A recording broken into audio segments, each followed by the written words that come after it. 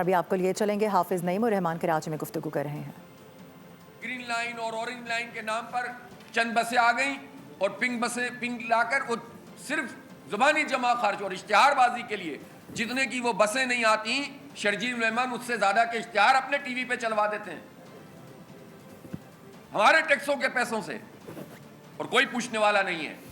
ایک سسٹم ہے، مافیائی سسٹم قبضے کا، وہ موجود ہے۔ کراچی بلڈنگ کنٹرول اتھارٹی کو سندھ بلڈنگ کنٹرول اتھارٹی بنایا گیا، اور پھر اس وقت پچھلے 5 سال میں 1 لاکھ بلڈنگ بنی، جس میں سے 85,000 بلڈنگیں غیر قانونی بنی ہیں۔ یہ کس کی گورنمنٹ ہے؟ یہ کیا پچھلے میئر کی گورنمنٹ ہے؟ اس سے پچھلے میئر کی گورنمنٹ ہے؟ اس سے پچھلے میئر کی گورنمنٹ ہے؟ یہ صوبائی حکومت ہے پیپلز پارٹی کی، اور وفاق میں یہ لوگ سب اکٹھے ہیں، ایم کیو ایم وغیرہ اور نون لیگ، اور یہ سب مل کر حکومت کر رہے ہیں اور اس طرح سے اس شہر کا بیڑا غرق کر رہے ہیں۔ اور میں یہ بات بھی واضح کرنا چاہتا ہوں کہ کبھی آپ نعمت اللہ خان اور کبھی افغانی صاحب اور کبھی کسی کے اوپر جو الزام لگاتے ہیں، یہ جھوٹ کا پلندہ ہے۔ جب آپ کے پاس جواب نہیں ہوتا تو آپ الزام لگانا شروع کر دیتے ہیں، اور ظاہر ہے کہ لوگ بتا رہے ہیں کہ آپ کس قدر فضول قسم کی بات کر رہے ہیں۔ جس کمرشلائزیشن کی آپ بات کر رہے ہیں، دنیا بھر میں جو بڑی سڑکیں ہوتی ہیں اس پہ تو بلڈنگیں بنتی ہیں، وہ بلڈنگیں تو آلریڈی موجود تھیں، وہ غیر قانونی طریقے سے چل رہی تھیں، اس کا قانون سازی کی گئی، اس کو باقاعدہ نیٹ میں لایا گیا، اس کی آمدنی گورنمنٹ کے پاس آئی۔ غیر قانونی بلڈنگ بنانے کی تو کوئی بھی اجازت نہیں دی کسی نے۔ اور جس وقت یہ قرارداد، اگر ہم نے تو قرارداد پاس کی تھی نا، سندھ حکومت تو اپروو کرتی ہے، بات یہ ہے کہ اس کو تو ریگولرائز کیا گیا تھا، یعنی اس کمرشلائزیشن کو باقاعدہ اس لیے بنایا گیا تھا تاکہ جو بلڈنگیں موجود ہیں اس کی آمدنی آنا شروع ہو، بائی لاز بنائے تاکہ غلط کام نہ ہو سکیں۔ یہ بتائیے کہ جو پورے شہر میں پورشن کا دھندا چل رہا ہے، یہ ریونیو ڈپارٹمنٹ، زمینوں پہ قبضے کا نظام، یہ بلڈنگوں کی غیر قانونی پوزیشن، یہ کون سا جو ہے نعمت اللہ خان اور عبدالستار افغانی کے زمانے کی بات ہے؟ یہ سارا کا سارا دھندا پیپلز پارٹی اور ایم کیو ایم کے لوگ کرتے ہیں۔ بیڑا غرق کر دیا اس پورے شہر کا، تباہ کر کے رکھ دیا اس شہر کو، رہنے کے اور جینے کے قابل نہیں چھوڑ رہے۔ بارش ہو جائے تو پانی کے نکالنے کا مسئلہ، آگ لگ جائے تو بجھا نہیں سکتے۔ 83 لوگ، جس میں سے جو ہے وہ 73 کا بتا رہے ہیں کہ وہ باڈیز جو ہے وہ مل گئی ہیں، ابھی تک اس کا جو ہے وہ شناخت نہیں ہو سکی ہے، سب لوگوں کی میچ نہیں ہو پا رہا ہے۔ کس اذیت سے گزر رہے ہیں لوگ، کس طرح تکلیف سے گزر رہے ہوں گے، جن کے پیاروں کے لیے وہ بار بار جا رہے ہیں کہ ہمیں بتا دو کہ اس کی باڈی کون سی ہے۔ اس اذیت کو کیسے محسوس کر سکتے ہیں یہ ظالم لوگ کہ جو صرف قبضے کے لیے یہاں پر آتے ہیں اور وڈیرہ شاہی نظام بناتے ہیں۔ جانب آپ کو کراچی کے دکھا رہے ہیں کہ یہاں سے براہ راست ہے حافظ نعیم الرحمان کی جانب سے گفتگو کی جا رہی ہے، جبکہ دوسری جانب امیر مقام کی جانب سے بھی تقریب سے خطاب کیا جا رہا ہے۔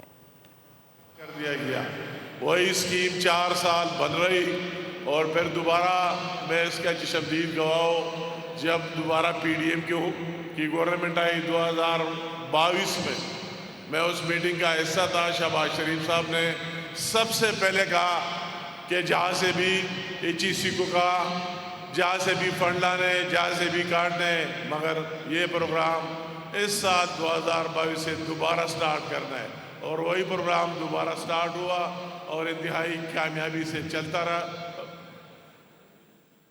اس پروگرام کی خصوصیت، سب سے بڑی خصوصیت یہ ہے کہ یہ میرٹ کی بنیاد پر ہے، یہ کوئی سفارش کی بنیاد پر نہیں ہے کہ آپ کا کسی کے ساتھ تعلق ہے اس کو سفارش کریں گے اور نیچے سے آپ کو اوپر لے آئے گا۔ یہ 100% میرٹ کی بنیاد پر ہے، اور میں یہ چیلنج سے یہ کہہ سکتا ہوں کہ پورے پاکستان میں ایک مثال اسی طرح لایا جائے کہ کسی جگہ میرٹ سے ہٹ کر کام ہوا ہے۔ جو ڈیزرو کرتا ہے، جس کا جہاں سے تعلق ہے، جس کاسٹ سے، جس قبیلے سے، جس پارٹی سے، اس میں وہ میٹر ہی نہیں کرتا ہے، جو میرٹ پر آتا ہے اس کا حق ہے، اور اس کو باقاعدگی میرٹ کی بنیاد پر یہ ملتا آ رہا ہے، اور انشاءاللہ تعالیٰ اس طرح یہ پروگرام آگے جاری رہے گا۔ اس طرح جو بابر سلیم صاحب نے آپ کو بات کی تفصیلی کہ اس کے ساتھ کئی پروگرامز اور جو آپ کے سامنے رکھ دیے، اچھا ہوا کہ یہ موقع ملا، چانس ملا، آپ نے سن لیا، آپ کی اتنی بڑی تعداد، بڑی گیدرنگ، میں بھی شکریہ ادا کرتا ہوں۔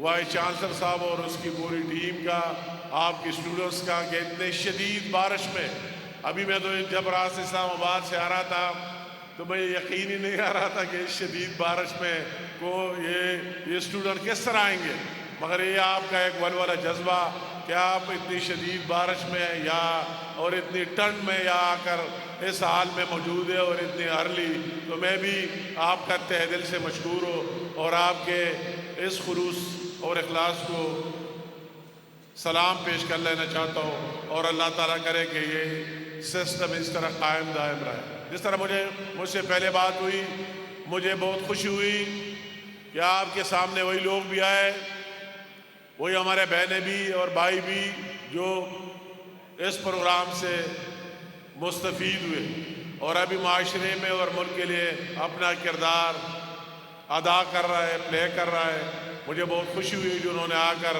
आपके सामने बातें की।